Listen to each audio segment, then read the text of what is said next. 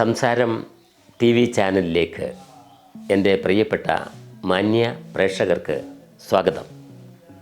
ഞാൻ നിങ്ങളുമായി പങ്കുവെക്കുന്ന ഒരു പ്രധാനപ്പെട്ട അവയവമാണ് ഗാൾ ബ്ലാഡർ അഥവാ പിത്താശയ ഗ്രന്ഥി.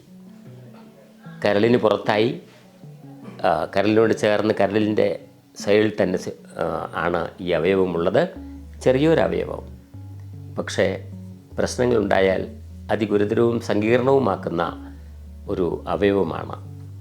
അപ്പോൾ ഈ ഗാൾ ബ്ലാഡറിനെ കുറിച്ച് ഞാനിവിടെ സംസാരിക്കുമ്പോൾ ഞാൻ എന്നെക്കുറിച്ച് തന്നെ എൻ്റെ ഒരു ജീവിത അനുഭവം പങ്കുവയ്ക്കുകയാണ്. 84 എനിക്ക് തുടർച്ചയായ ഒരു മഞ്ഞപ്പിത്തം, 11 പ്രാവശ്യം മഞ്ഞപ്പിത്തം വന്നു. ഓരോ മാസവും മഞ്ഞപ്പിത്തം വരും.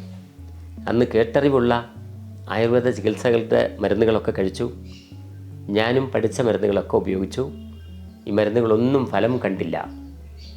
അങ്ങനെ വീണ്ടും വന്നപ്പോൾ ഞാൻ കോഴിക്കോട് മെഡിക്കൽ കോളേജിലെ ഒരു ഡോക്ടറെ കാണിക്കാൻ പോയി.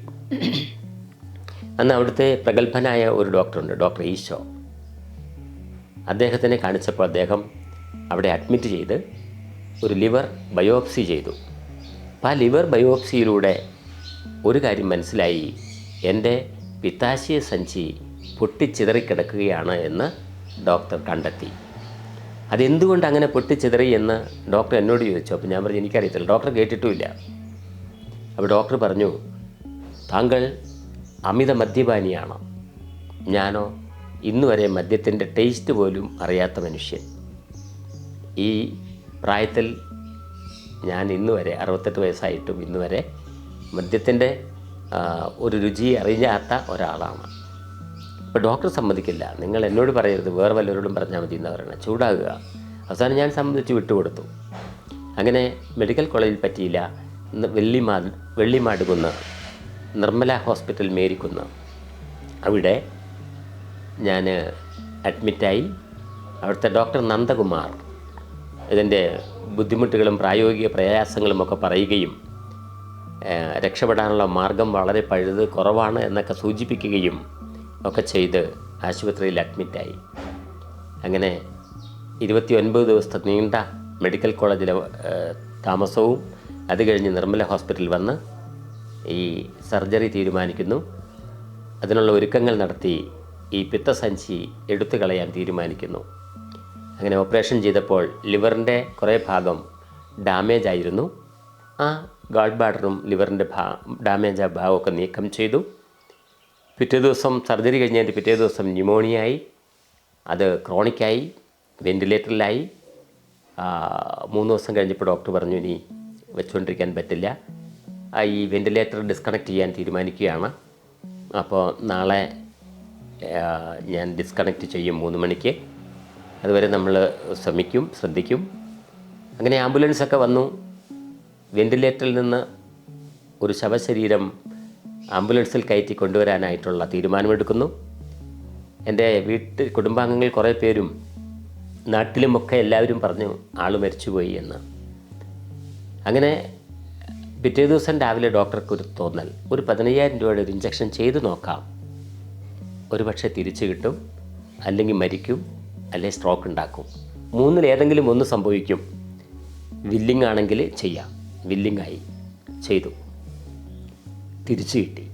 അങ്ങനെയാണ് ഞാൻ ഇന്ന് നിങ്ങളുടെ മുൻപിൽ നിൽക്കുക. അപ്പം പിത്തസഞ്ചി കേൾക്കുന്ന പ്രയാസങ്ങളെക്കുറിച്ച് ഏറ്റവും കൂടുതലായിട്ട് മനസ്സിലാക്കുകയും പഠിക്കുകയും ചെയ്തു. പിത്തനീര് ഉൽപ്പാദിപ്പിക്കുന്ന ഒരു ചെറിയ സഞ്ചി ബൈൽ, ഇതാണ്. ബൈൽ കൂടുമ്പോഴാണ് നമുക്ക് രക്തത്തിലേക്കൊക്കെ വരുമ്പോഴാണ് മഞ്ഞപ്പിത്തം. അപ്പം അങ്ങനെ നമ്മൾ ഈ മഞ്ഞപ്പിത്തം വരാതെ ഇരിക്കാനും ഒക്കെ നമ്മൾ സൂക്ഷിക്കും. മഞ്ഞപ്പിത്തം പല ടൈപ്പുണ്ട്, പല ഗുരുതരമായ മഞ്ഞപ്പിത്തമുണ്ട്. അതിന് അലോപ്പതി ഡോക്ടറുടെ സാന്നിധ്യം തന്നെ വേണം. നിസ്സാരമായ മഞ്ഞപ്പിത്തത്തിന് ആര്യവേപ്പിൻ്റെ ഇല അരച്ച് പാലിൽ കഴിച്ചാൽ മാറും, കിഴാർനെല്ലി അരച്ച് പാലിൽ കഴിച്ചാൽ മാറും. അങ്ങനെ ചെറിയ ചെറിയ കാര്യങ്ങൾ കൊണ്ട് നിസ്സാരമായ മഞ്ഞപ്പിത്തം മാറും. പക്ഷേ നമ്മൾ HbSAg പോസിറ്റീവാണോ എന്നൊക്കെ നോക്കേണ്ടത് ബാധ്യതയുണ്ട്. ഒരു ഡോക്ടറുടെ സാന്നിധ്യം അറിഞ്ഞതിനു ശേഷം ഡോക്ടർ കുഴപ്പമില്ലാത്തതാണെന്ന് പറഞ്ഞാൽ മാത്രമേ നിങ്ങൾ പച്ചമരുന്ന് കഴിക്കാൻ പാടുള്ളൂ, അല്ലെങ്കിൽ കഴിക്കരുത്. അലോപ്പതി ഡോക്ടറുടെ സാന്നിധ്യത്തിൽ തന്നെ അതിനെ കൊണ്ടുപോകണം. അതിന് ആയുർവേദ കഷായങ്ങളോ അരിഷ്ടങ്ങളോ ഒന്നും സഹായകരമല്ല. ആയുർവേദത്തിൽ ഒറ്റ ഗുളികയും അതിന് സഹായകരമല്ല. അതൊക്കെ നമ്മൾ മനസ്സിലാക്കി വെക്കണം. അങ്ങനെ ഒരു തിരിച്ചറിവ് പിത്തസഞ്ചിയെക്കുറിച്ച് എനിക്കുണ്ടായി. അപ്പോൾ പിത്തസഞ്ചിയിലുണ്ടാകുന്ന അപകടങ്ങൾ, പിത്തസഞ്ചിയിൽ കല്ല് നിറയാം. ചിലപ്പോൾ സർജറി തന്നെ എടുത്ത് കളയേണ്ടി വരും. അല്ലെങ്കിൽ നമ്മൾ കല്ലുരുക്കി എന്ന് പറയുന്നൊരു ചെടിയുണ്ട്. കല്ലുരുക്കി ഇപ്പോൾ 1 സെൻറ്റിമീറ്റർ ഒക്കെയുള്ള ഈ സിസ്റ്റുകൾ, കാൽക്കുലികൾ എനിക്ക് ഒരുപക്ഷെ ഒന്നും ചാടിപ്പോവില്ല കേട്ടോ. അത് ലയിച്ചു ചേരാനേ കഴിയുള്ളൂ.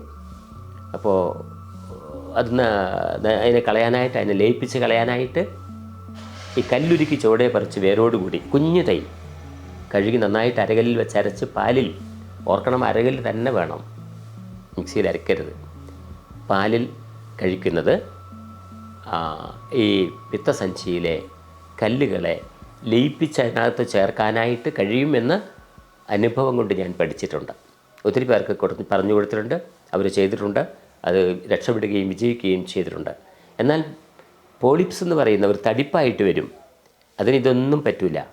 അത് നല്ലൊരു സർജനെ കാണിക്കുകയും അത് ഗുരുതരമാണെങ്കിൽ ആ പിത്തസഞ്ചി എടുത്തു കളയുകയും ചെയ്യുന്നത് നല്ലതാണ്. പിത്തസഞ്ചി എടുത്തു കളയാവുന്ന ഒരു അവയവമാണ്. എന്നെ സംബന്ധിച്ചിടത്തോളം ഞാൻ അന്ന് മുതൽ ഇന്ന് വരെ സുഖമായിട്ട് പോകുന്നു. ഒന്നും പേടിക്കാനില്ല. ചിലർക്കൊക്കെ ഭയങ്കര പേടിയാണ്, ഈ പിത്തസഞ്ചി എടുത്ത് കളയാമോ എന്നൊക്കെയുള്ള പേടി വളരെ കൂടുതലാണ്. പക്ഷേ ഒരു കുഴപ്പമില്ല.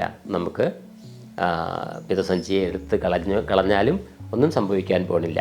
അപ്പോൾ അത് ഓർക്കുക. പിത്തസഞ്ചിയെ നമ്മൾ കുഴപ്പമില്ലാതിരിക്കാനായിട്ടുള്ളതാണ്. ശരീരത്തിന് നല്ല വ്യായാമം ഉണ്ടാവണം, ആവശ്യത്തിന് വെള്ളം കുടിക്കണം, മാംസ്യാഹാരങ്ങളുടെ അളവ് കുറയ്ക്കണം, ഫാസ്റ്റ് ഫുഡുകൾ തീരെ ഒഴിവാക്കണം. അങ്ങനെ നമ്മൾ ദൈനംദിന ജീവിതത്തിൽ ശ്രദ്ധിച്ചു പോയാൽ പിത്തസഞ്ചിയെ നമുക്ക് ഒരു പ്രയാസവുമില്ലാതെ കൊണ്ടുപോകാൻ നമുക്ക് കഴിയും. അപ്പം ഈ എന്നെ കേട്ട ആളുകൾ ഓർക്കണം, എന്നെ കേട്ട പ്രേക്ഷകർ മനസ്സിലാക്കണം, നമ്മളുടെയൊക്കെ പിത്തസഞ്ചിയുടെ അവസ്ഥ എന്താണെന്ന്. വല്ലപ്പോഴും ഒരു സ്കാനിങ് ഒക്കെ ചെയ്തു വെക്കണം. ഒരു അൾട്രാസൗണ്ട് സ്കാൻ, ഒരുപാട് ചിലവുള്ളതല്ല അൾട്രാസൗണ്ട് സ്കാൻ. അതൊക്കെ ചെയ്തു വെച്ചാൽ നമ്മുടെ സ്പ്ലീനിൻ്റെ അവസ്ഥ, പിത്തസഞ്ചിയുടെ അവസ്ഥ, കിഡ്നിയുടെ അവസ്ഥ, സ്ത്രീകൾക്കാണ് യൂട്രസിൻ്റെ അവസ്ഥ, ഓവറിയുടെ അവസ്ഥ എല്ലാം അറിയാൻ പറ്റും. അപ്പോൾ വല്ലപ്പോഴും അതൊക്കെ ഒരെണ്ണം എടുത്തു വെക്കുന്നത് നല്ലതാണ്. അപ്പോൾ ഇന്ന് പിത്തസഞ്ചിയെക്കുറിച്ച്, ഗാൾ ബ്ലാഡറിനെ കുറിച്ചുള്ള ആ നല്ല അറിവുകൾ നിങ്ങൾ മനസ്സിലാക്കുകയും ആ നല്ല അറിവുകൾ മറ്റുള്ളവരിലേക്ക് പങ്കുവെക്കുകയും ചെയ്യണമെന്ന് മാത്രം ഞാൻ അപേക്ഷിച്ചത് കൊണ്ട് നന്ദി, നമസ്കാരം.